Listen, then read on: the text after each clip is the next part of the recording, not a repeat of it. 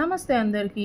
Welcome to Ashu vlogs. నేను ఈరోజు గోబీ ఆలుగడ్డ బఠానీ కర్రీ చేశాను. చాలా అంటే చాలా యమ్‌గా ఉంటుంది.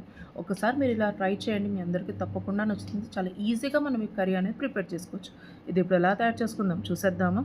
ముందుగానే గోబీని చిన్నగా కట్ చేసుకొని అందులో కొద్దిగా సాల్ట్ వేసుకొని హాట్ వాటర్ వేసుకొని ఒక 10 మినిట్స్ పక్కకు పెట్టుకోవాలి.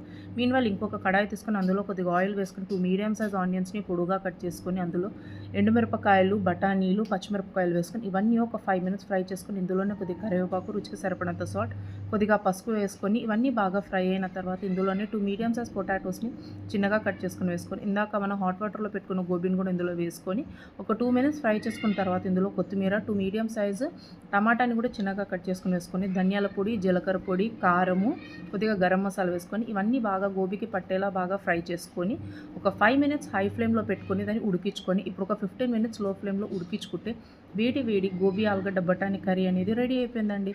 తినడానికి చాలా బాగుంటుంది. ఒకసారి మీరు తప్పకుండా ట్రై చేయండి. Thank you for watching. Like and share my channel.